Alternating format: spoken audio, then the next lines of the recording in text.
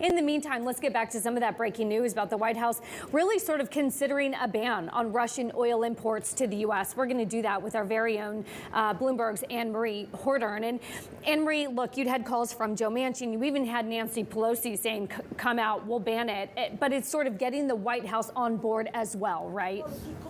Yeah, it certainly is. And we should note this is an exclusive scoop from our Bloomberg News colleagues here in Washington, that now this is very much so on the table, and they're considering this ban of Russian oil imports. We should mention Russian oil imports when it comes to hardcore, just straight crude, it's 3%. When you start to factor in some of those other petroleum products, it's about 8%. It ranks third behind Canada and Mexico, just ahead of Saudi Arabia. But really the issue the administration has had with trying to ban oil imports into the United States is the fact that they just don't want to get rid of that supply on the market because they don't want to see a spike in prices. This all comes down to what is it going to mean for the average American filling up their tank at the gasoline pump.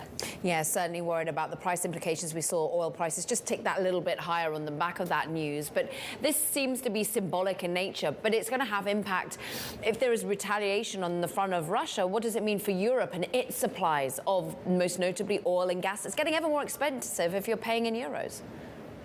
Yes, certainly more. That's a great point where the euro is trading today. That's going to be a really hard hit in those inflationary pressures. But potentially if the United States was to do this, does then President Putin start to use his own fossil fuels as political weapons, which Russia has flirted with in the past? We saw that last year when it came to natural gas exports into Europe. The United States has said time and time again when they've been dealing with Russia and implementing these sanctions that they want to do it in lockstep with their allies. So if the United States is going to be doing this, I imagine this discussion is also happening in European capitals.